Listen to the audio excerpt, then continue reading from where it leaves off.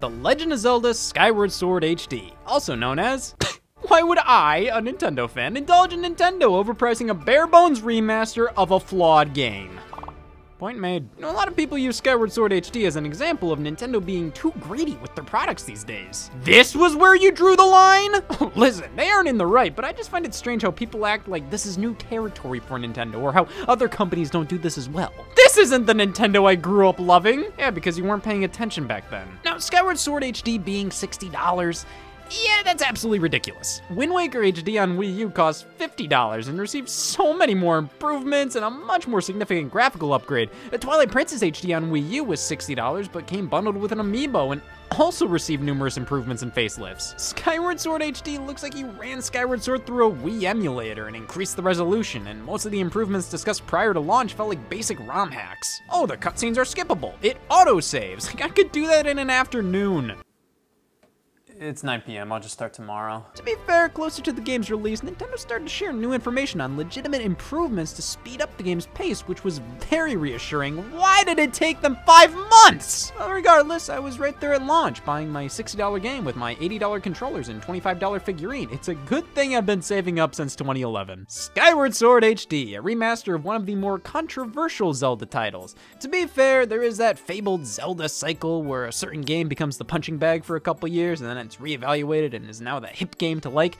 At least that's what it feels like. And Skyward Sword is honestly one of the easiest Zeldas to dislike.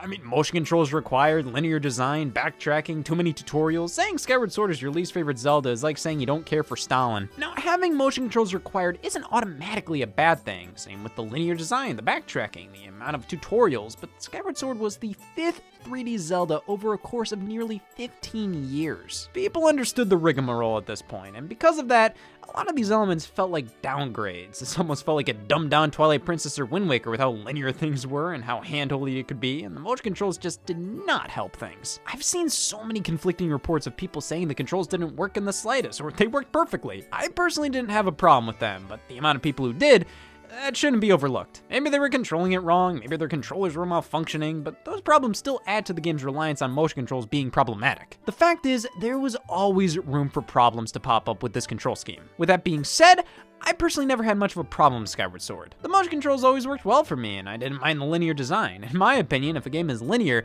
that doesn't mean it's bad, it's just another form of video game. Non-linear isn't the future, it's a different way to design your game. That's not to say there weren't actual issues with Skyward Sword, but thankfully, I think the HD version helped address many complaints as subtly as possible. See, the improvements here aren't really in the form of new content, I guess, like the other versions. You know, Wind Waker HD introduced the Swift Sail item to make the boat sections faster. The Twilight Princess HD straight up introduced a new dungeon. Skyward Sword HD has autosaves. Let's see, full camera control. Yep, it is certifiably insane. The original didn't have that, but hey, happy it's finally here. You ever tell somebody you're playing a game without camera control? It's embarrassing. I mean, this is fun as Tutorials and text have been streamlined a bit, and by streamlined, I mean they aren't mandatory pop-ups, they just remove some bits and bobs from dialogue in the opening. The original would stop you in your tracks for your guide Phi to tell you something.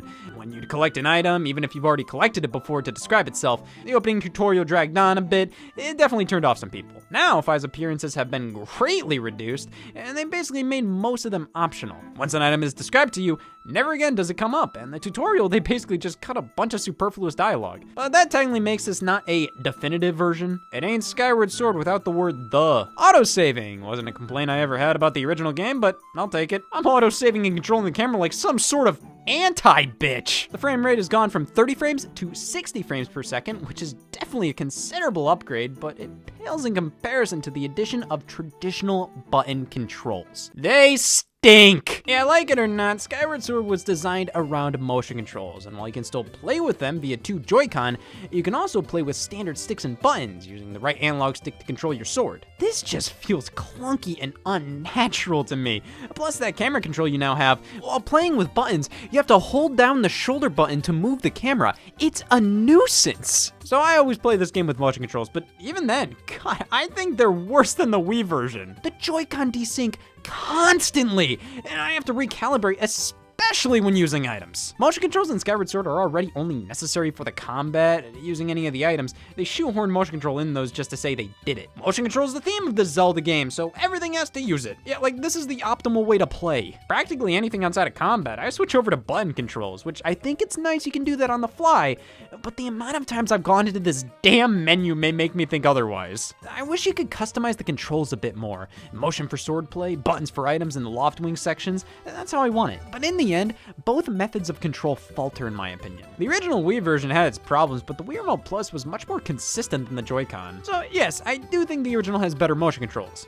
Still, for the love of God, play this one. Hey, the button controls may be lackluster, and the Joy-Con may be mediocre Wii Remote replacements, but more options is always better. Like I said, the items in loft wing sections, God, motion controls for these are putrid. You can't tell me controlling the loft wing with motion is better than sticks. Like, I get swordplay. It's immersive and one-to-one. I'm on a bird. How does this equate to that? Having options is important for a game like this. Yes, motion is a big part of Skyward, but not everybody can do motion the way the game wants them to, whether it's because of a disability or having a lack of space, I don't know. The button controls ensure that no matter what, anybody can play this game, and it can be played on countless pieces of hardware. If a Nintendo system in the future for some reason ditches 2 motion controls, well, Skyward Sword would now be capable of playing on it. It's important for the future of this game. In the end, it's a good and necessary addition, regardless if it goes against the original design philosophy of the game. And I want this on future pieces of Nintendo hardware because the game is good! It's not the best Zelda game, but it's an immensely enjoyable one. I think the HD version helped me understand a lot of the more questionable design decisions in the original, like the lack of camera control and the very linear design. It was designed with the Wii fully in mind. Not having a second analog stick, well, that'll make camera control difficult, so let's just make the entire game linear, where you basically just have to keep moving forward and there's no need for camera control. Just a straight shot to the end. This game has some of the best dungeons, puzzles, stories, characters in the entire series. I actually enjoyed the backtracking because when you had to go back to a previously completed area,